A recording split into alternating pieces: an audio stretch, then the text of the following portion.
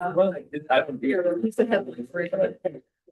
Yeah, they just have weather stuff. Yes, yes. Yeah, you might want to check the front of. Good afternoon. Welcome to the March meeting of the South Central Pennsylvania Genealogical Society. My name is Jonathan Stair. I'm the president. Glad to see all of you here today. And looking forward to an exciting program. Is anybody here for the very first time? Never been with us before? Okay. We'd like you to tell us your name, where you're from, and what you're researching, all right? Okay, I'm Kathy Will. I'm from York, downtown, and just my whole family. Okay. Any particular surnames you're interested in? Reese, R-I-E-S-E, Reed, R-E-E-D, Brenneman, and Druck. Okay. In the back. Actually, Hill, you know where that is? Yes. Doing research on Abraham Piper. He ran for the History Center did an article, a couple of years ago in the journal on that release work. And Abraham Piper was one of the creators. Okay. So, we should have it done. Welcome and thank you for sharing. At this time, I'm going to read the minutes. They were taken by Richard Robinson, but he asked me to read them for him today. This is for last meeting, February 1st, 2026. President Jonathan Stair called the meeting of the South Central Pennsylvania Genealogical Society to order at 2:30 p.m. on Sunday, February 1st, 2026. 18 members and guests were present. He welcomed those attending. January 2026 program meeting minutes were read by Jonathan Stair. Minutes were approved and filed.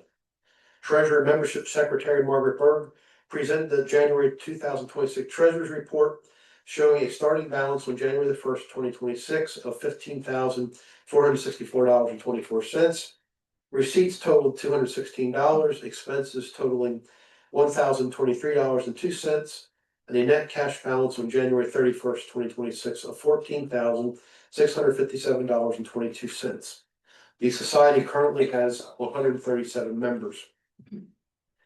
York County History Center Vice President of Interpretation Nicole Smith provided information about upcoming February programs at the History Center. Many of the programs will be geared toward the 250th anniversary of the country. This program is being recorded. Please visit the History Center's website for more information. President Jonathan Stair made several announcements. January's board meeting approved the purchase of a rolling ladder for the History Center archive in the amount of $857.19. April requires a ballot of officers to be presented for the upcoming year.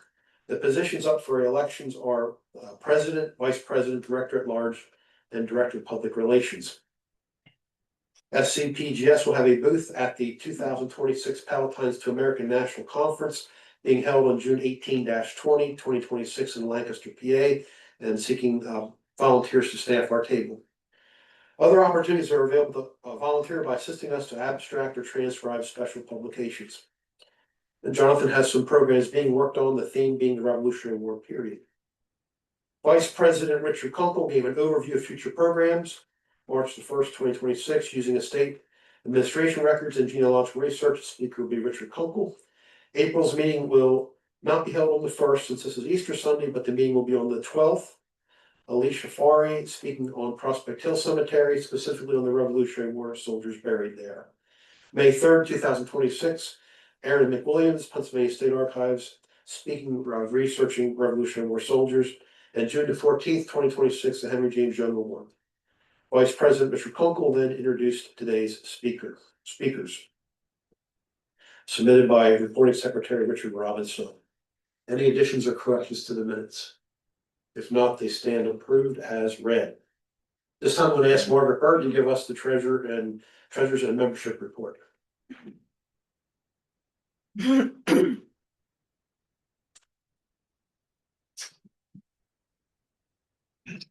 Okay, the balance in the bank account on February 1st was $14,657.22. There were no receipts for February.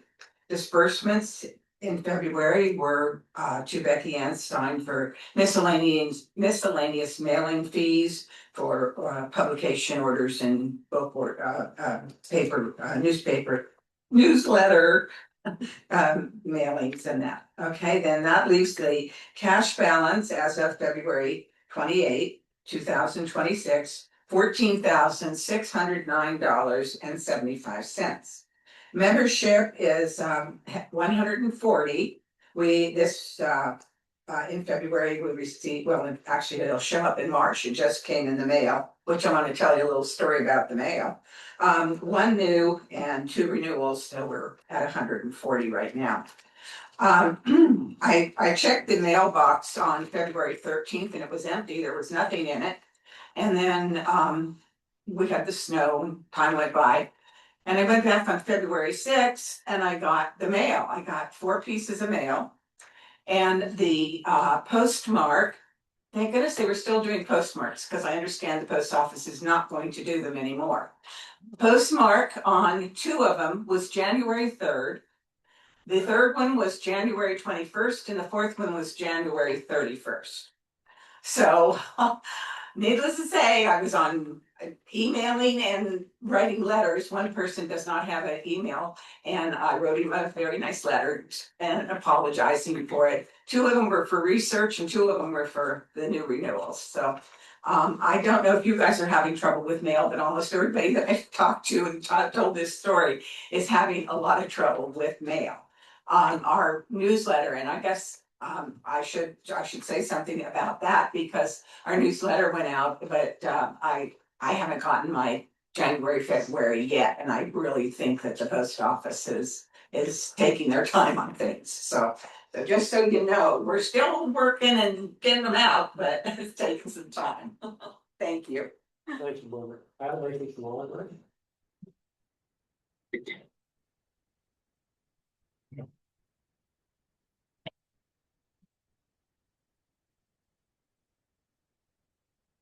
Hello, everybody.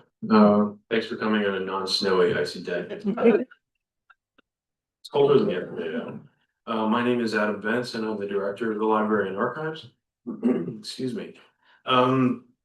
Just some kind of updates on what's going on. For those of you familiar with the library, we tend to be slower in the winter, and that's certainly true over the last few weeks. But we have had a few people trickling in for research. We've been catching up on reorganizing collections, processing lots of donations, and deaccessioning and weeding lots of books and periodicals. Definitely major thanks to Jonathan Stair and Tom Warman of our library committee for working on that. We've had an intern working on a collections list spreadsheet, which will eventually go onto the website when it's completed. And we've been working with the Family Search Organization for well over a year on getting various records scanned and put onto their website. They're nearly completed with our massive card files, but that's going to take a few more months. They also have some equipment ready for scanning some church registers, of which several people here are familiar, but we haven't heard when that's going to start. We're just waiting for them because all the stuff is downstairs. So just a few upcoming events to be aware of. On Thursday, March 5th at 7 p.m. in this room is our Writers Roundtable Library Program. Nisi DeShields Moulton, Tina Charles, and Becky Anstein. Becky's here, isn't she? No. We'll talk about, actually, you can come up and do a preview. Anyway, we'll talk about family history research and cemetery restoration. On March 10th, and now I can't, 7 minutes on this 12, so what is that? Tuesday, yeah, Tuesday night. March 10th, which is a Tuesday, at 6:30 p.m. We will be doing a program called Agricultural York, which is a new initiative from our visitor engagement department. Anyway, on March 10th at 6:30, there will be a presentation by Judy Grove and Cindy Pizzacchetti, who are both docents at the Wallace Cross Mill. They will be discussing the historical significance and operations of the Wallace Cross Mill as it celebrates its bicentennial anniversary this year. And following this, Cindy Pizzichetti will share the story of the two Wallace sisters who ran the mill for 30 years. So that's on March 10th, 6:30 p.m. And finally, the York Civil War Roundtable will be meeting again in person. The last 2 months, they've been meeting virtually. So they'll be meeting on March 18th, Wednesday, 7:00 p.m., the day after St. Patrick's Day. But Scott and Mingus will be talking about the Irish Brigade at Fredericksburg. So those are our upcoming events. And there are a handful of new people who haven't been here before. If you would like to give us your information, give to the History Center so we can send promotional emails and so forth, I'm going to leave this up here on one of these tables. So if you're interested, please feel free to fill that out. Thank you. Thank you, Adam.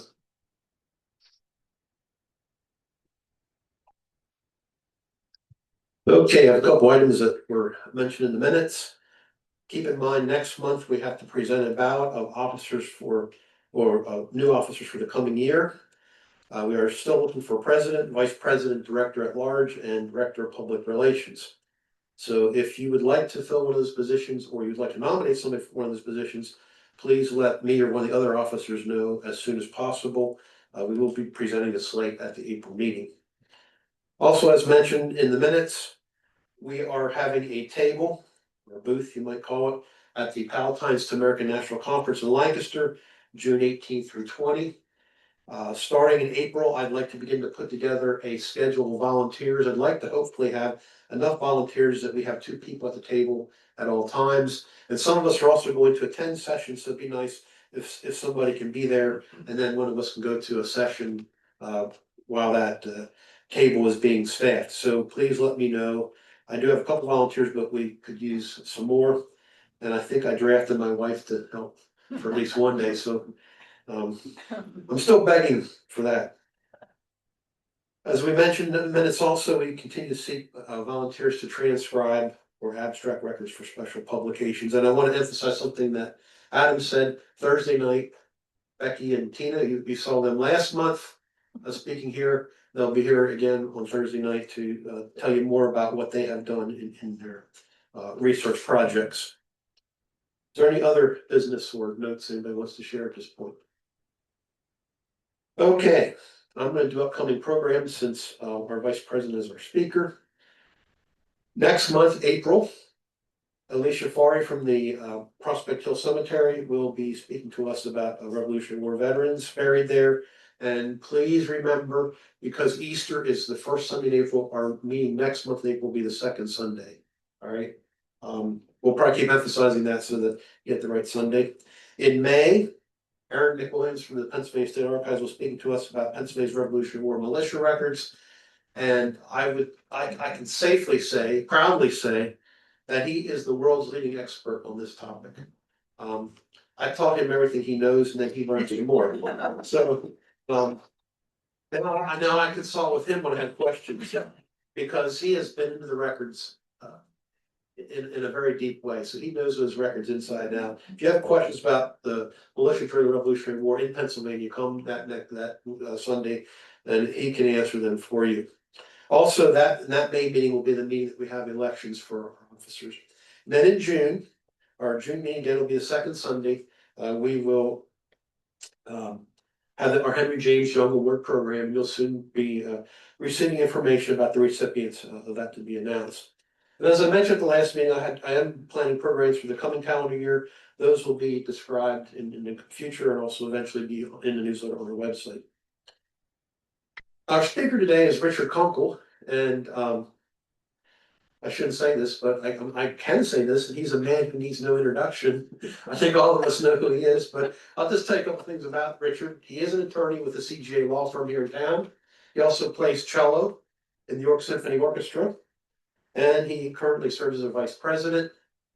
But for most of us, he's one of the most knowledgeable people that we know about families in York County. I have yet to hear him say, I don't know about that family. Somebody says something and he'll say, well, I think they lived here, they're connected to this person, and it just boggles my mind. And also his knowledge of history in general is fantastic. We're talking about some queen in the 14th century, and Richard will throw out some fact that I had no idea even existed. So let's welcome Richard. He's going to be speaking about using estate records in genealogical research. Richard.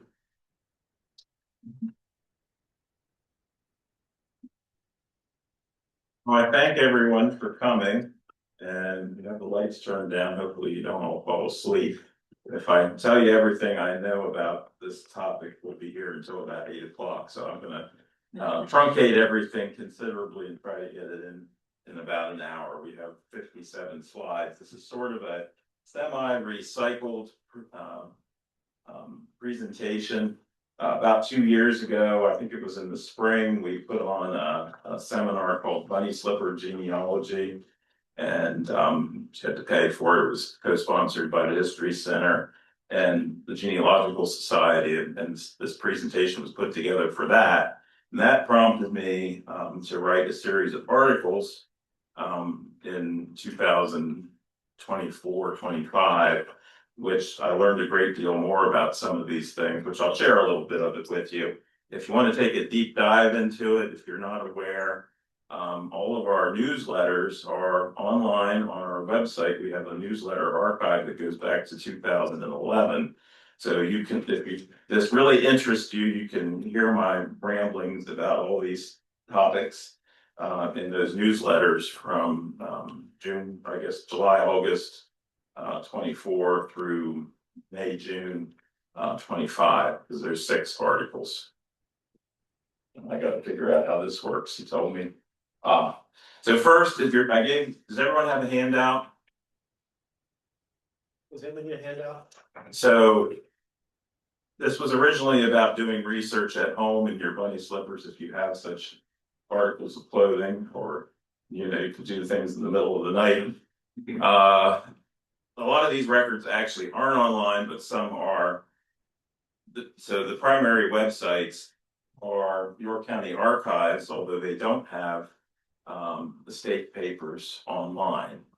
But there are some finding tools for some things that you can find. They're very helpful if you, how many of you have gone to the York County Archives to do research? Okay. They're very helpful in providing the estate files for you. I might give one small criticism. They have scanned a lot of the files.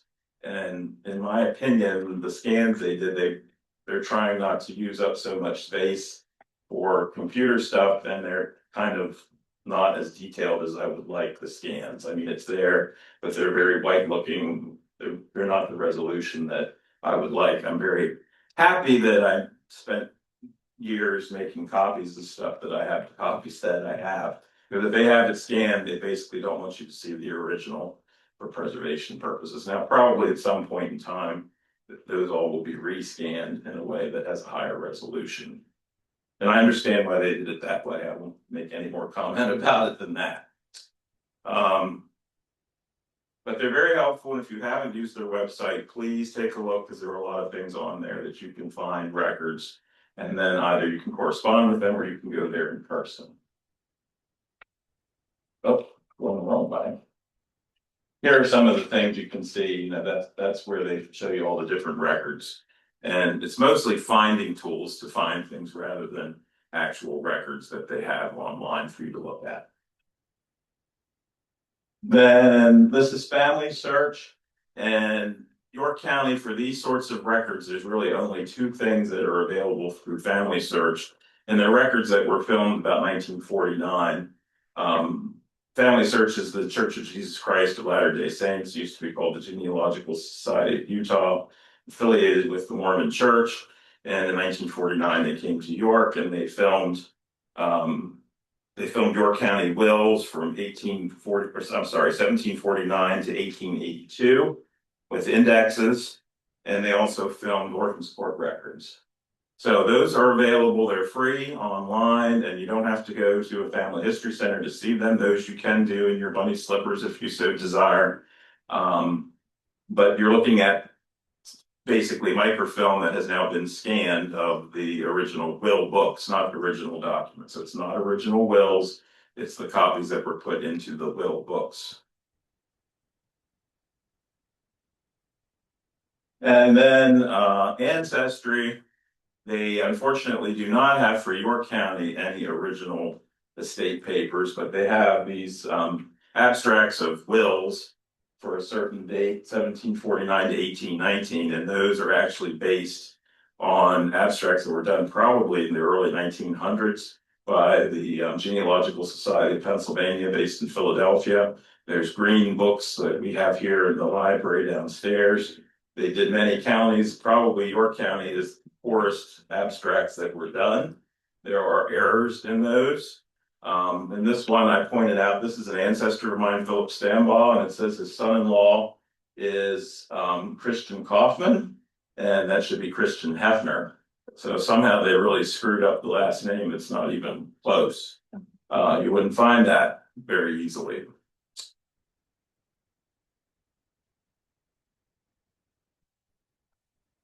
And here's the will books again. Let's see, that's York County. So that's Family Search. Whoops, I'm going the wrong way. That's why. Let's say that looks familiar. All right, now we're going to talk about wills.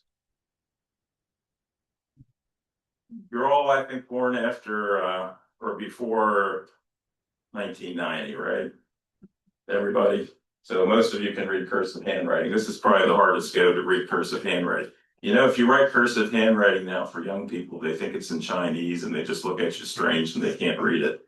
So that's my trick as I get older. I make sure to pass off lots of cursive documents to young people and force them to try to read it. Maybe that's a bit sadistic on my part. So wills are the most common record. How many of you have dealt with wills? And how many of you have copied wills out of will books? And how many of you have obtained original wills? Whenever possible, try to get the original will, if it exists, because sometimes these were copied, you know, by a clerk in the clerk's office, and sometimes there can possibly be mistakes. And I think it's just much nicer seeing the original one. Now, this is a Philip Miller who died in Chanceford Township. York County is an ancestor of mine, of course. And well, I'll learn this eventually. That's the original will, which is a lot easier to read. And I want to talk just a little bit about wills, some of the language that's in them. So supposedly wills go back as far as the ancient Greeks, and originally were totally oral, that you had to give the idea of someone giving their property to someone who wasn't their immediate family only started then. And they had to do it in the presence of 7 witnesses, this oral will. Then the Romans made it mandatory that it be in writing. So that's when written wills started, was during the Roman Empire.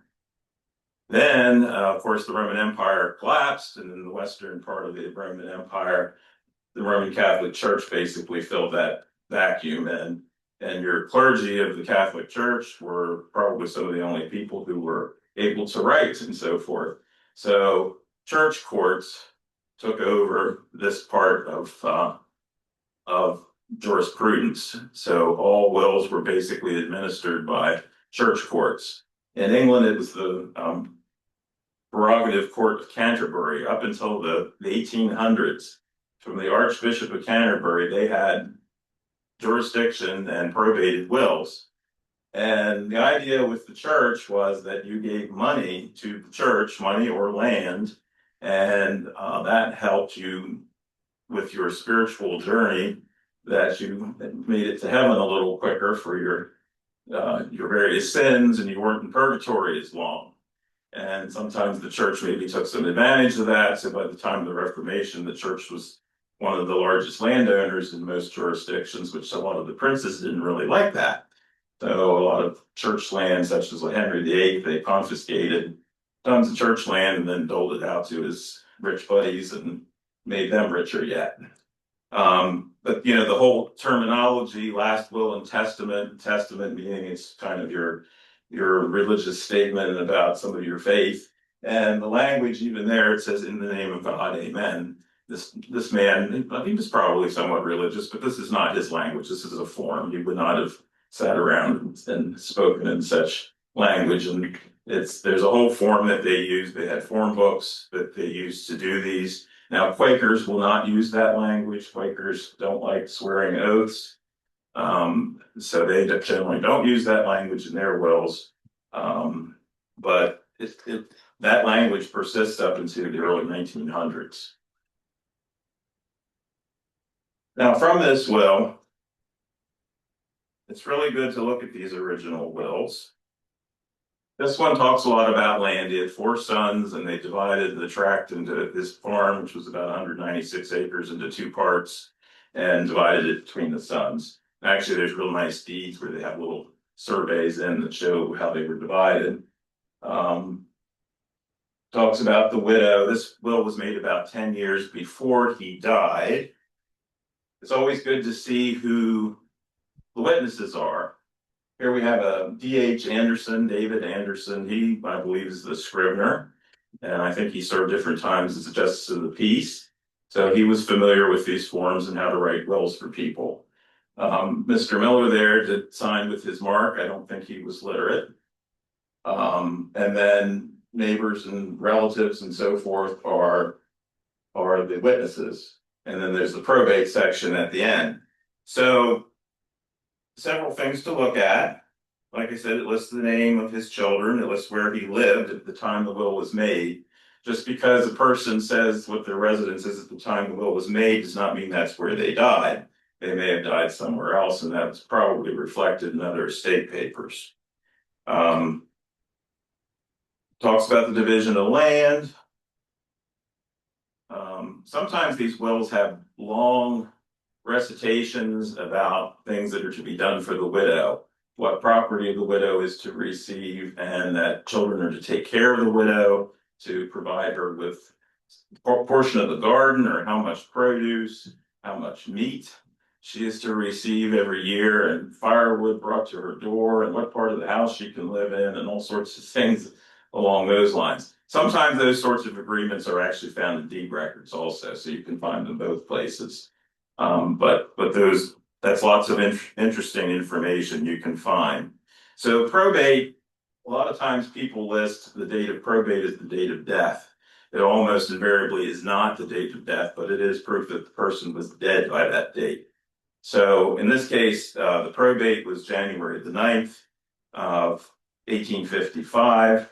Philip Miller actually died on December the 28th, 1854. So a lot of times it's fairly soon after the person passed away that the probate happens.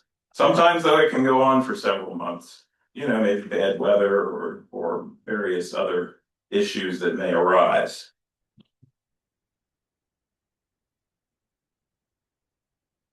I'm going the wrong way again, aren't I? I'll learn. Okay. This is the will of an ancestor of mine, Joseph Shaw, 1785 in Baltimore County, Maryland. And the original of this is at the Hall of Records or the Maryland State Archives in Annapolis. Maryland really centralized all their old records, and they're all these old probate records are there. Because this was Baltimore County pre-1850, before it went to the Hall of Records in Annapolis, it would have been in the courthouse in downtown Baltimore, because Baltimore County and the city separated in 1850. The old records stayed in the city. What's interesting about this will is actually the signature, because it with some of these for immigrants and so forth, you can match and compare the signatures with the ship list when they arrived. He came in 1749, and this signature in German script, spelled S-C-H-A-L-L, actually in his handwriting, is very similar to what is found on the ship Albany in 1749 in Philadelphia when he arrived and signed the oath. And there we go.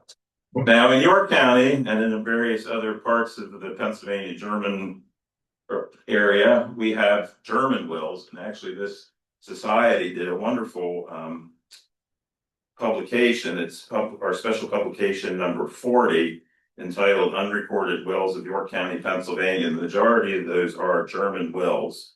It was published in October of 1989. And the reason they were unrecorded was that the Register of Wills, the early ones, were English speaking people and they didn't understand German and they couldn't read it. And so they really couldn't record it as it was, because when recording a will, you're supposed to record it as it appears. Jacob Barnitz is probably the third or fourth recorder, and he served for a very long time. He was bilingual, he could speak German. And once he became Register of Wills, he started recording the German language wills in the will books. But before that, they were not recorded. They would make a contemporary translation, but they were unrecorded. Probated, but not recorded. This is an ancestor, John Hirschner or Johannes Hirschner, who died in February of 1761 in Windsor Township. And it's a very short will. It is witnessed by Georg Philipp Lance, Wilhelm Becker, and Lawrence Hirschner. So actually the probate is rather interesting in this case. Oops, I've got it here. So I'm going to read you what that says, because it sort of tells a little story. It says John Hirschner made his will the 1st of February 1761. Tested George Philipp Lance swore an oath that he wrote another will, and therein ordered that his wife should sell the land and all when she would and how she would, and do what she would as if it were her own. Afterwards came Lawrence Hirschner, brother of the deceased, and John ordered this witness to read the will, which he did, and Lawrence said it could not be to sell the place when there was no debt, and thereupon John ordered him to write the will that is hereunto annexed, which he did, and said Brother John signed his mark to it, and this witness subscribed his name and such, and so William Baker and Lawrence Hirschner subscribed as witnesses. Then we have also Wilhelm Becker on his solemn oath, saith that he was present when John Hirschner, deceased, made his will, and said that he ordered it to be written with full power to his wife to sell all and keep all as if it were her own. But when Lawrence came and heard the will read, he objected and said the widow might marry and her second husband sell the plantation, and the children of John meaning get nothing. And thereupon John ordered the will there hereunto annexed to be written, which was done and read to the said John, who then signed his mark as his will, and declared it to be his will. This witness subscribed his name, such thereto in the presence of the deceased. The two foregoing witnesses each say that the first will was torn before the said John died, and farther say that the said John ordered a suit of clothes for each of his oldest girls to be made ready against Whitsunday. That's Pentecost. So that's the probate for that will, indicating there was another one where he gave everything to the wife, and the brother came and said, I guess he thought all these kids, he had like 10 kids, they're going to become his problem if she remarries and he doesn't give them anything. So they tore it up and wrote this other one. And the widow, I think she lived, we don't know exactly when she died, but I think she was still living 30 years later. That's the end of it. Now this will, I wrote something in an article before. This is the will of John or Hans Reber, or Rebert, in Cadorus Township from 1761. It's in the publication that I talked about before, the unrecorded wills. And for years I thought, oh, this is a German will. Well, then I really looked at it and started reading it out loud. And it's not a German will. It's written in German script. It's basically written by someone who's illiterate in two languages. So I'll read a little bit, and forgive me here. This is down around Jefferson, and actually some people down around Jefferson still talk about like this. In name of God, amen, the 15th, the day of October in the year of our Lord, 1759, I, Hans Reber, in Cadorus Township, in York County, farmer, being very sick and weak in the body, but of perfect mind and memory, Dank be giffen und de Gott, therefore calling und to mind the mortality of my body and knowing that it is, so it goes on like that. Maybe I'm exaggerating a little bit, but you have to read it out loud, otherwise it doesn't make any sense. So what happened, you had an English speaking register of wills, and they brought this to him, and he couldn't read the handwriting, and he couldn't make heads or tails of it because it's really bad English. There's some German words thrown in. The one that looks very clearly like the up there, that's day. So tay, they're not pronouncing th, but it's not the, it's the day is what they're trying to say. In their estimation, that was the word day.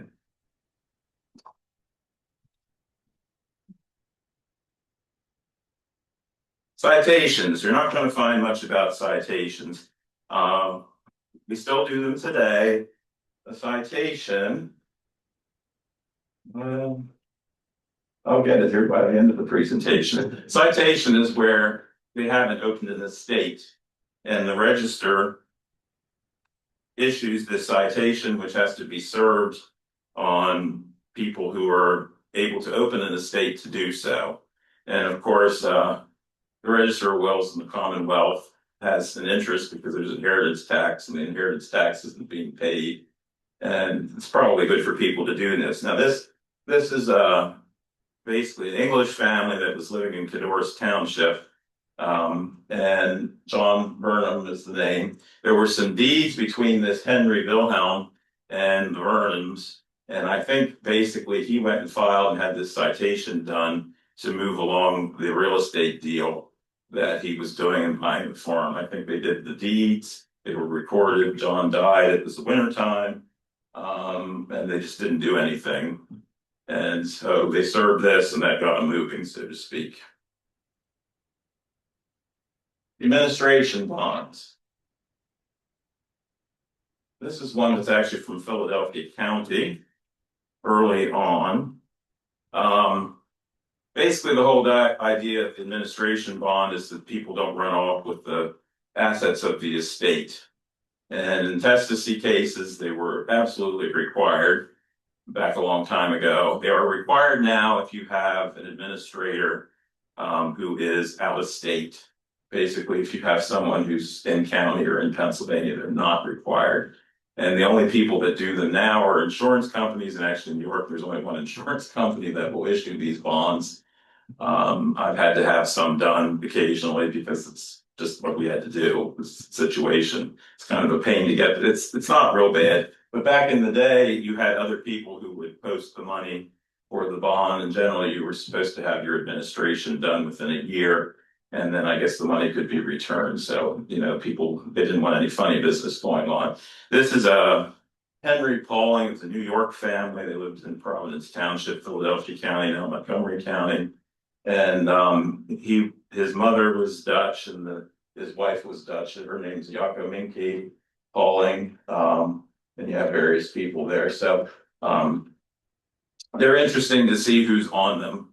Later on, as things develop, these are loose papers in York County to begin with until about 1790, and then they're recorded in books.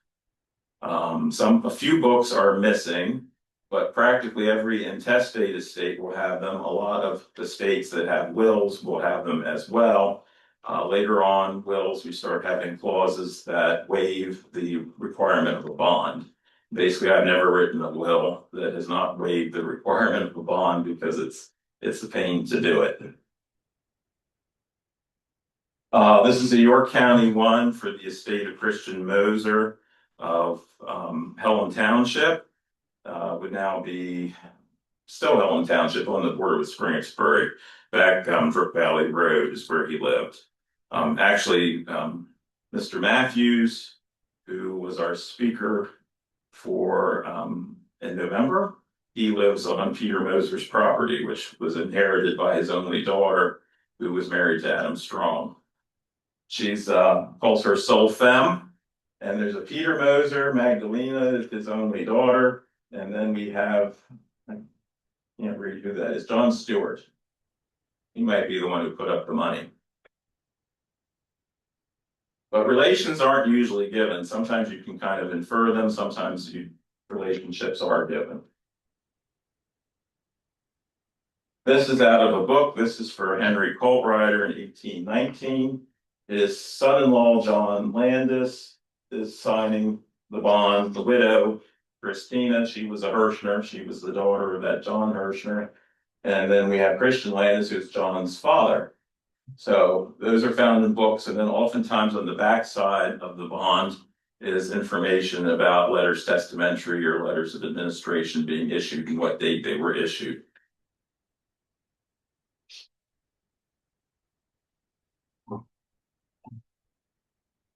Okay. Inventories are one of my favorite things, and I think I wrote my longest article about inventories. The reason I really like inventories is because you can really get a sense of things that people owned and what their life might have been like. Now, this is an inventory for that Henry Poling who died in 1739 in Philadelphia County. You can see it has a lot of livestock are listed, acres of corn that is now in the ground is towards the bottom, all kinds of things. But this one also has a number of slaves. So inventories is a place that you will find slaves listed. And in this case, they are named. There's Jack. What is it there? There's an Oliver, Lane, Tom, Tim, Bet. And they have values. If you watch Henry Louis Gates, his Finding Your Roots, he often shows that, and that's a big thing that you can find. Of course, in York County, there aren't that many inventories that have slaves because slavery wasn't real prevalent here, but you just go a few miles south of the border in Baltimore County, Carroll County, Harford County, there's quite a lot of it. All of those inventories are recorded in books for those counties, and if someone has a desire to do a study, I think it would be a great service to copy out all the lists of slaves that are found in inventories in those border counties and so forth. That would be a great help for African American genealogy. And oftentimes, especially the Maryland ones, they really give names and sometimes ages and of course values, which a lot of people find to be very disturbing. Let's see. This I think is for Henry Coltrider. So usually one of the primary things you'll see in inventories is livestock.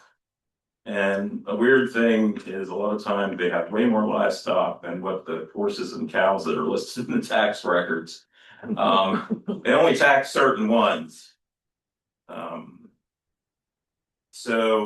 And we really don't know what breeds these are. A lot of the current breeds of cattle and so forth and hogs, they all are post 1850.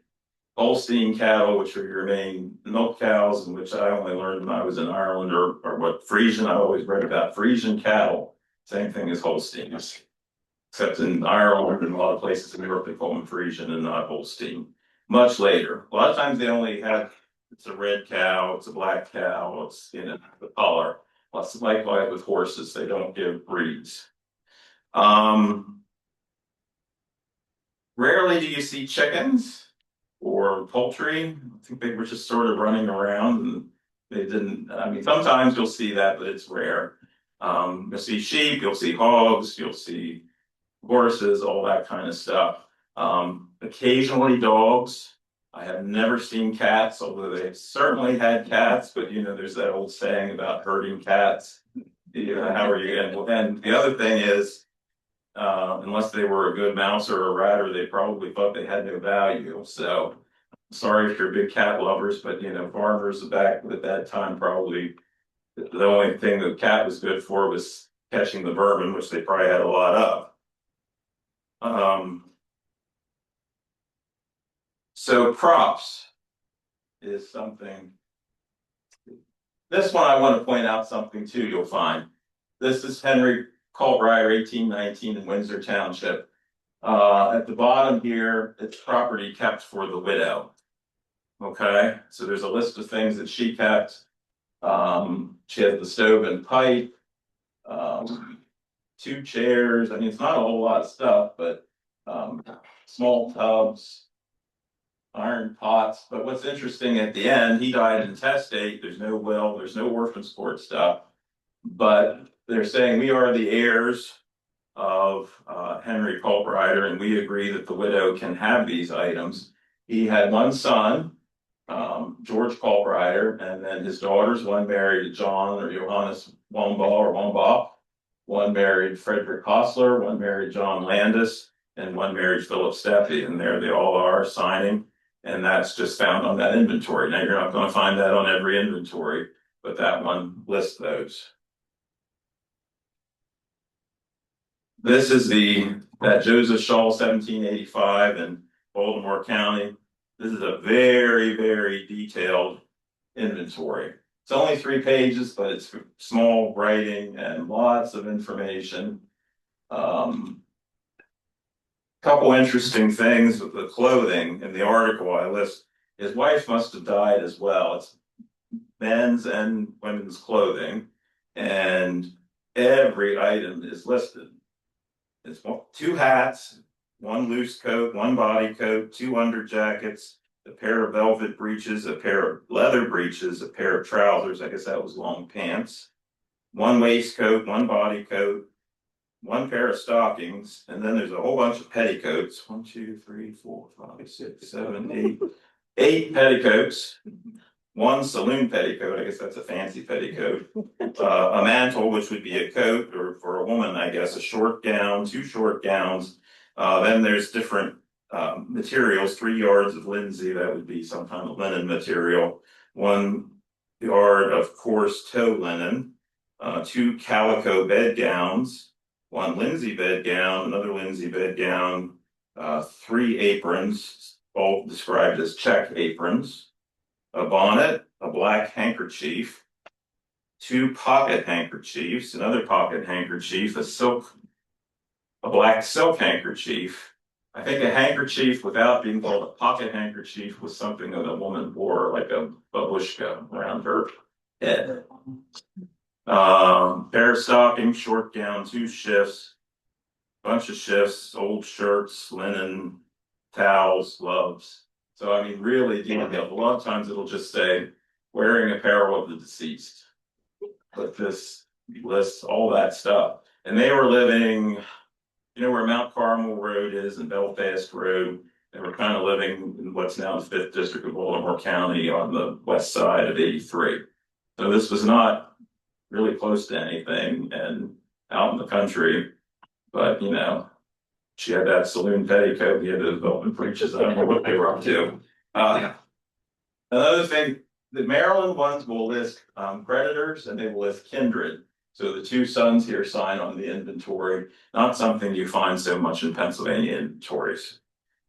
Books. People did not have extensive libraries. Usually the books were religious books. A lot of York County inventories that are old will list a large Dutch Bible. Henry Renault has a French Bible, and he's supposed to be a French Huguenot. Zachariah Shoes, married to Elizabeth Varnum, who's the English lady, had an English Bible and a Dutch Bible, a Dutch song book, and something called an Old Nicodemus book.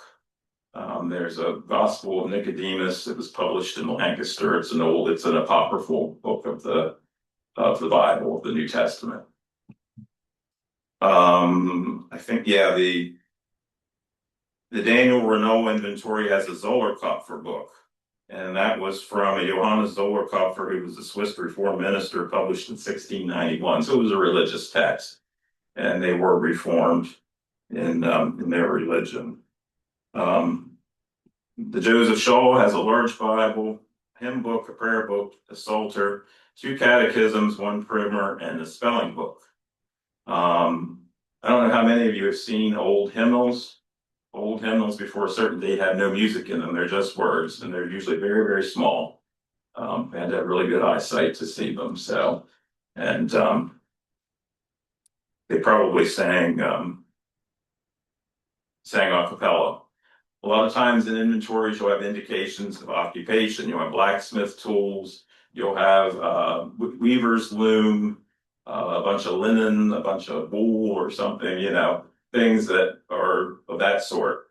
George Reinhardt, who lived right over the border south of Hanover, he was in Frederick County when he died.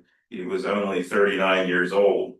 He had a lot of land, but he had 79 gallons of whiskey, 3 barrels with 33 gallons of whiskey each, a cask of cherry bounce, and 2 casks of wine. Now, I don't know if he died of cirrhosis of the liver or he was selling the stuff. The other thing in my article I didn't mention, he had all kinds of ribbons and bows and fancy stuff, like yards of it that maybe they were selling to ladies in the vicinity there. But again, they're out in the country, they're right on the Mason-Dixon line. He also had a slave, a female slave. Most of the ones in York County, they do, if they're slaves, they give names.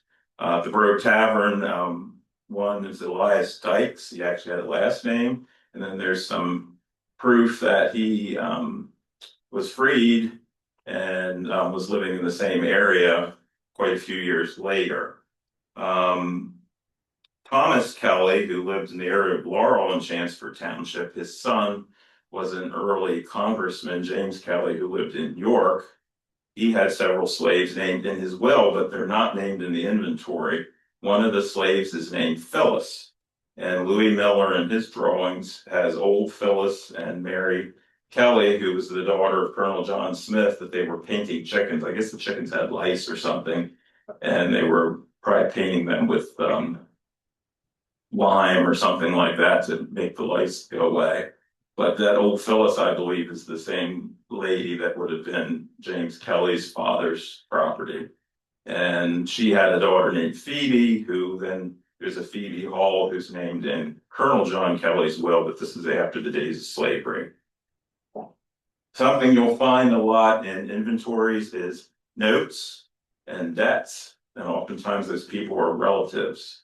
So it's really important to look at that. So older people would have cash and they lend the cash out as a note, maybe to buy real estate. You didn't have many mortgages and things of that sort. And so they'd have all these book debts and those show up in the inventories.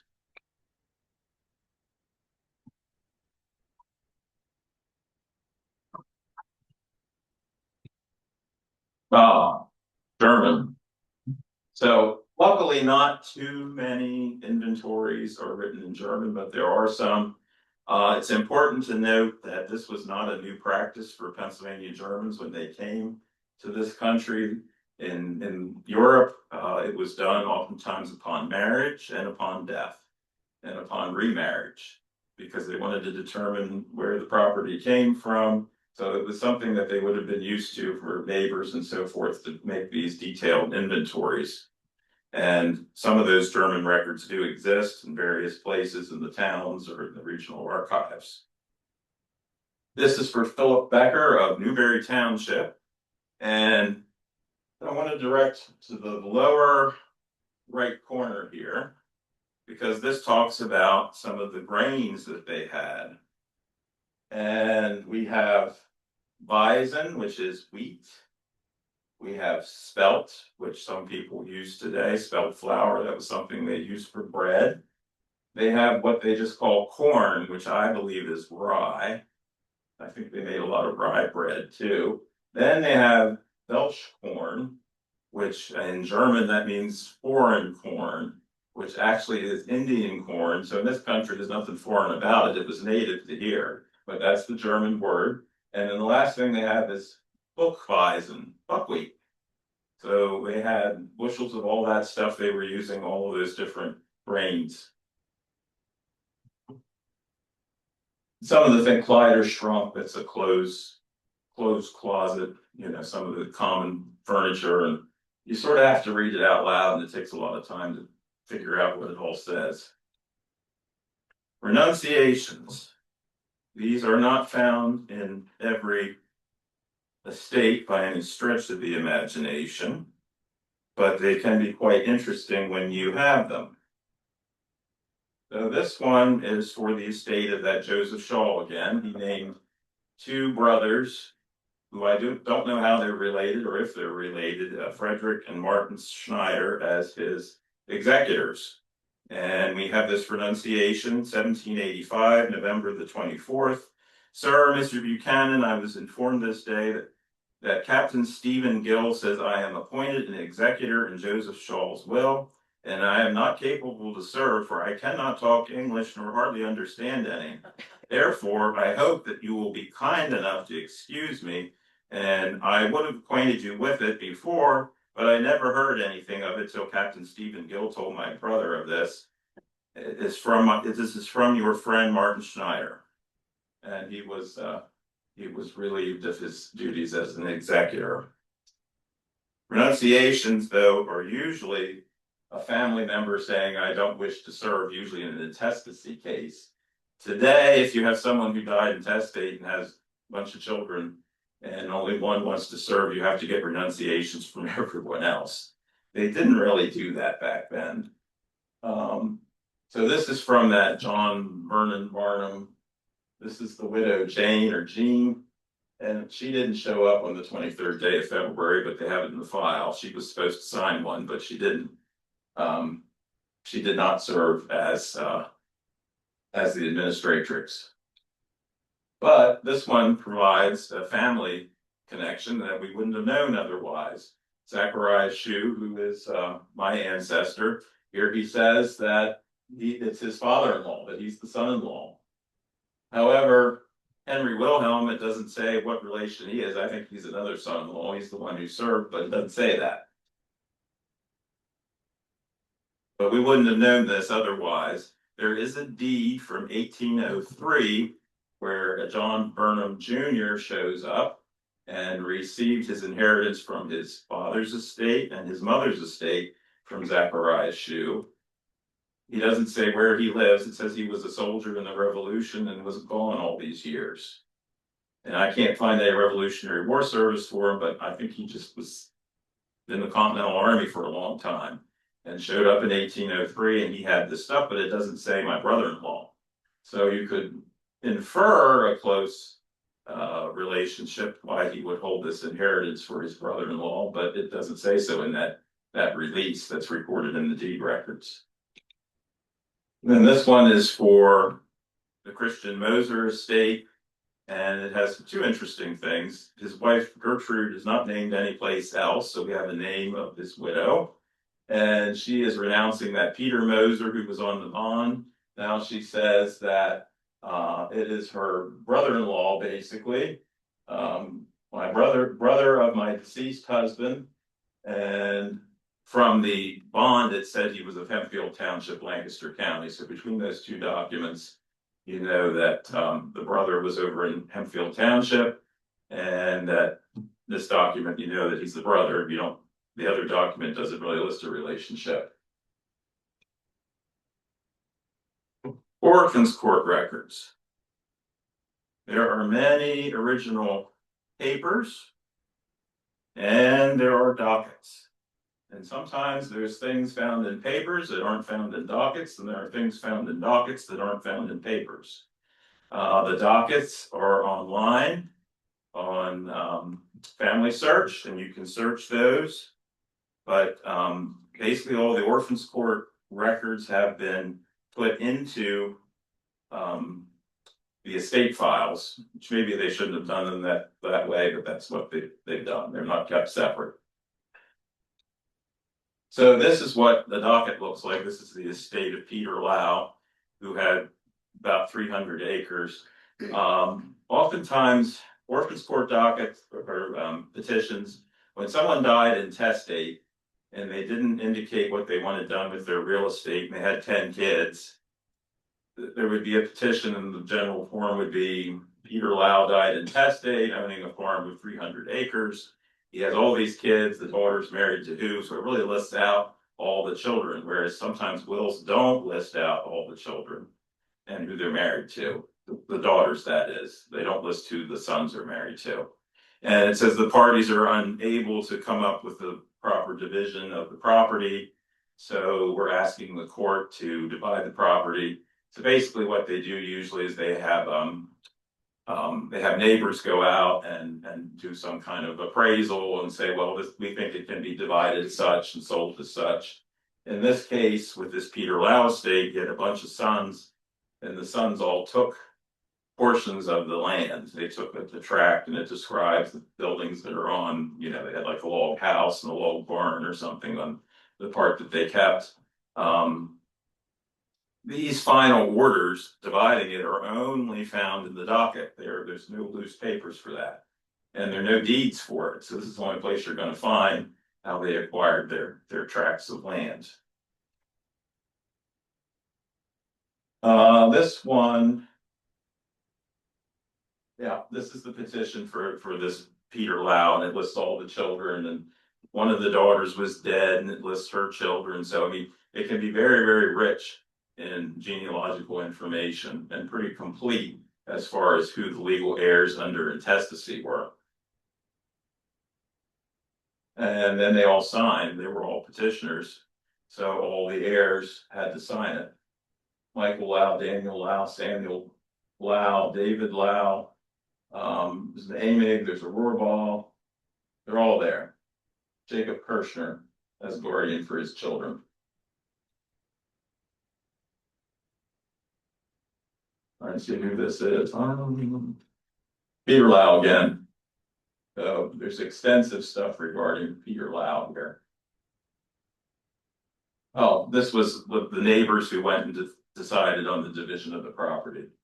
There's a Zorbal and a Bear, Mummert, Gensler, Gladfelder. This is in North Pedorus Township, so all the likely suspects. This is from, this doesn't happen too often. This is in a docket book.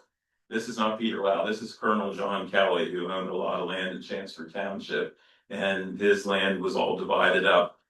His land all went to his son Thomas Kelly, who was an attorney in York, and then he died, and it was upon his death that it was divided into all those different tracts of land. And that's found right in the docket book.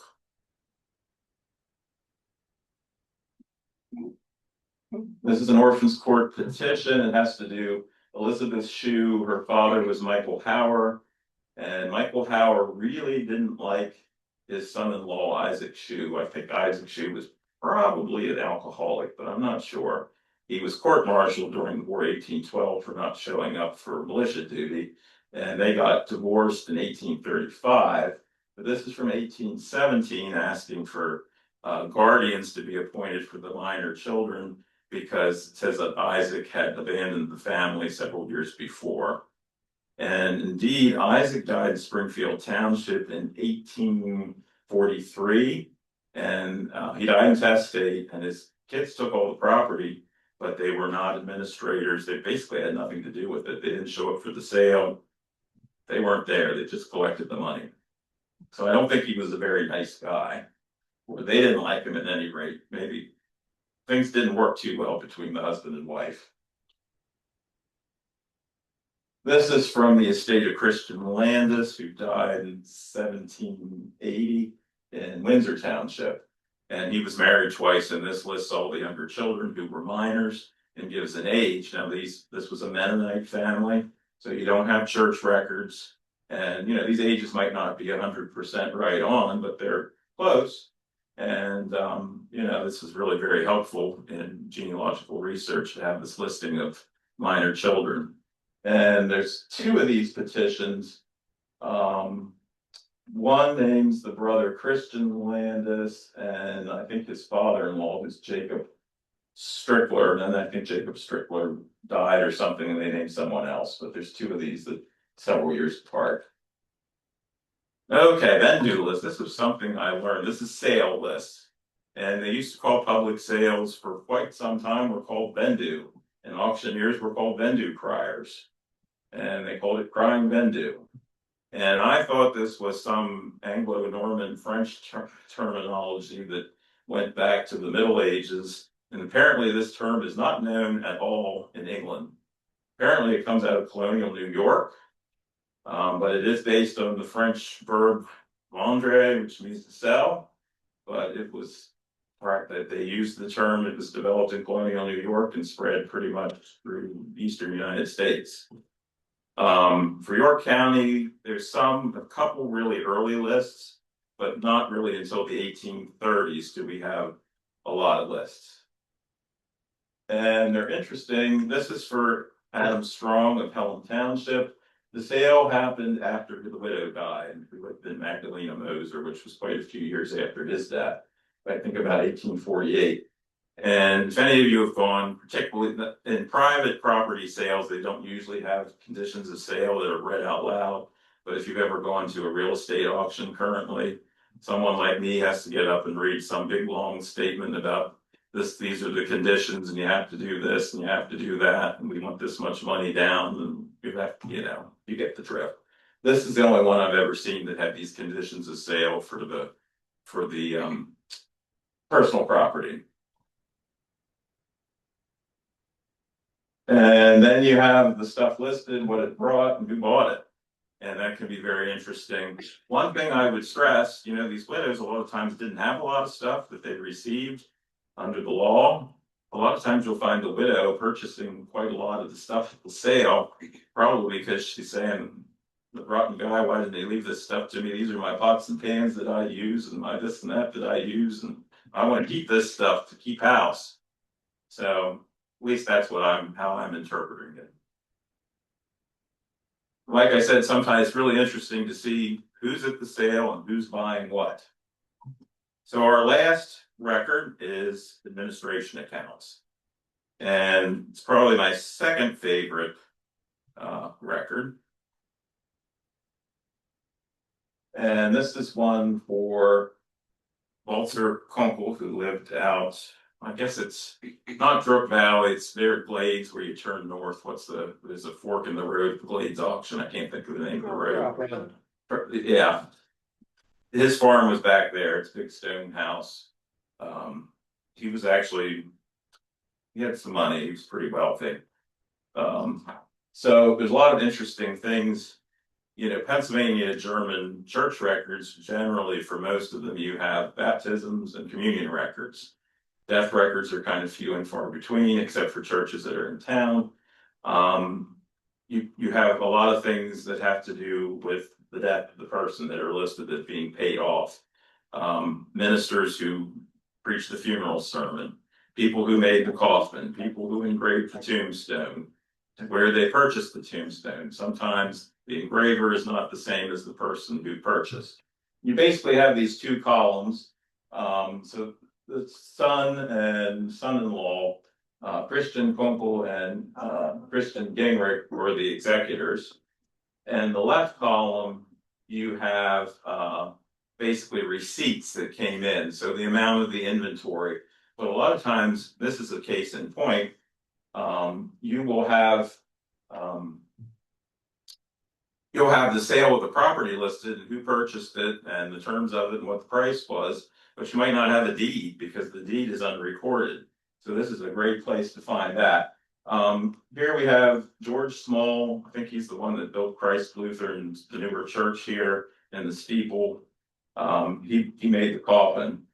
Reverend Schmucker, that would be John George Schmucker, who came over from Germany. He's the one who preached the funeral service. There's a Martin Rudy. I don't know what he was paid for. Sometimes you don't know what they're paid for. So the first thing you have there on the left side, here it is about the land, real estate, the dwelling plantation sold to Jacob Deal in December 1813 for $8,498.17. And then about how the payments were to come in, £500 for the widow payable. So there was a dower that was kept back, and actually that is reported after she died. There was a release of the dower that was reported in the Recorder of Deeds records. Let's see if it has who. Usually lists who Pride Bendu, who was the auctioneer. Clerking Bendu was John Brillinger. It's all kinds of great stuff. There was another tract of land here that was in another township, I believe, that was sold to someone else. Yeah, there it is. Robert Wilson was crying Vendu. Jacob Spangler had to do some surveying. There was printing done. Attorneys, Ignatius Leitner was involved. Sometimes he's Nathaniel Leitner. Philip Becker, guardian for minors. His son Jacob is my ancestor. He was already deceased. So some of the money went to the guardian. Off of Pennsylvania administration accounts do not list a distribution of who gets what, which is kind of strange. It would be nice if they did, because then you'd have all the heirs listed out. So this is, quite a bit going on in this one. Jacob Barnett's here is the Register of Wills, and the executors signed it. This is at Joseph Shaw Estate again from 1785, Baltimore County, Maryland. Maryland administration accounts list the heirs, which is really nice because it lists who the children are. And that's the end. Does anyone have questions? Yes. Richard. I have a will, this is Bedford County, 1824, where my ancestor says his wife may stay in the house, live on the property, and get the benefit of the property for the remainder of her life or until she remarries. But about 2 years after he died, 1 or 2 years after he dies, the son sells the land. And I can't, and I have the administration account, there's nothing in there about the wife being paid for anything. Do you know when she died, or you don't know when she died? Well, according to Ancestry.com, she lived until 1855, but she's not on the 1850 census, and I think whoever put that up there has no idea what they're talking about. I haven't been able to find it. I mean, that's why I was hoping there'd be a clue in the estate records as to when she died. Like, I even looked through the common police court records, maybe somebody was challenging the sale of the land because she was still living, and I couldn't find anything. I don't know if you had any suggestions as to somewhere else I could look. You look tax records, I mean, she's. Well, the problem with tax records is they list, after the ancestor dies, it lists his estate until the son sells the land, and then it's the next. It's possible that the state kept it until she died, and then it was sold. Even if it's a short period. So maybe I'm thinking she didn't live as long as I thought she might, okay. 2 instances that I'm aware of at Zechariah Shoe, and there's Andrew Schweitzer or Swisher, both of those, their widows outlived them by like 15 years or something, and there was a supplemental administration account filed on both of those, and inventories at the time. Just because they, that there were directions that they were to be kept and all that kind of stuff. So there could have been a private family agreement and they just didn't record anything. Any other questions? I just want to make a comment. You showed that one with the drawing of the property. The same family and next generation, when my ancestor died, I think he died intestate, and the orphans court dockets lay out everything. As like they had the drawings of each piece of property and who was going to go to, what the boundaries are, and everything. It was very nice to see because, like you said, there weren't any deeds for that particular generation of transfers, and then it's later on that they start issuing deeds out. Mm-hmm. Yeah, administration accounts, you can find a lot of references down to recorded deeds. That Michael Howard, who died in 1807 in Anaheim Township, he doesn't show up in any deed, but he had the property resurveyed and did all kinds of things. He had bought it from the guy who received the warrant and had it surveyed initially. And then the guy that he sold it to from Baltimore, he's the one that patented it, but they never mentioned him. But his administration account mentions who it was sold to and has all these things that they had to do to kind of get title half decent to sell it. What if you have copies of these records for your ancestors, if you've made copies, take a look at them again, because it's always when you look at them again after years and years, things will pop out at you that maybe before you just said, what's all this, you know? And I sort of did a lot of that during COVID. I sat in stuff that I had copied when I was in high school even. You know, I had an idea of what it was, but now looking at it again, it's like, yeah, there it is. I found out all kinds of things that I didn't know. If you haven't made copies of your ancestors' estate papers, search them out. And the different counties, some counties, Berks County, Chester County, they're online. Actually, Philadelphia County, quite a few are online, real old things. But they're free. The Chester County ones are through the Chester County Archives, and they're pretty recent. They were put on. And they're good scans, they're very good scans. The Berks County are on Ancestry. They were done by the LDS, and they're pretty detailed. They had done basically big microfiche, and now they've been scanned and are digital. So if you have ancestors from any of those jurisdictions. Lancaster County is a bit of a conundrum sometimes because the wills and some of the things are at the old courthouse in their archive they have there. But at one point, Lancaster County tried to throw away a whole bunch of papers, and the Historical Society has basically all the administration accounts and inventories and bonds and all those other miscellaneous papers, although I think some of them were lost along the way. York County is very lucky in that we have a pretty complete record. We didn't have people that were crazy about throwing stuff away. So we really have a lot of those records available. For a long time, those records weren't readily available to researchers because they were all folded up in little drawers. And it was actually this organization that Bill Walters, who was the Register of Wills back in the 1980s, he allowed this organization to come in on Saturday mornings and clean the coal dust off those little folded up things and put them in files. And suddenly a whole bunch of records were made available for researchers, and you can find all this neat stuff. Let me make one last comment. One of your slides showed a payment for a patent fee. And a lot of times when people were settling estates and the land, they had not, there was no patent on the property. They wanted to perfect the title so they could sell Yeah, it. they were encouraged you get a patent. And the nice thing is there is at the state archives a patent application. And if it's for an instance like that, the patent application may give you information about the family because they want to explain how it got to the people who are now applying for the patent. And so if you find that in a record, it's worth asking the state archives if there is well, there should be a patent application for that and see what it tells you about the land and about the family.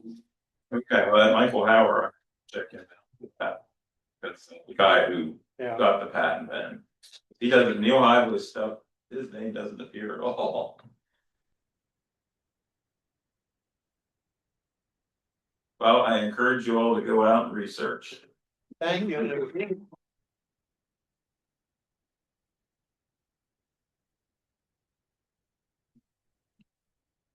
Yes.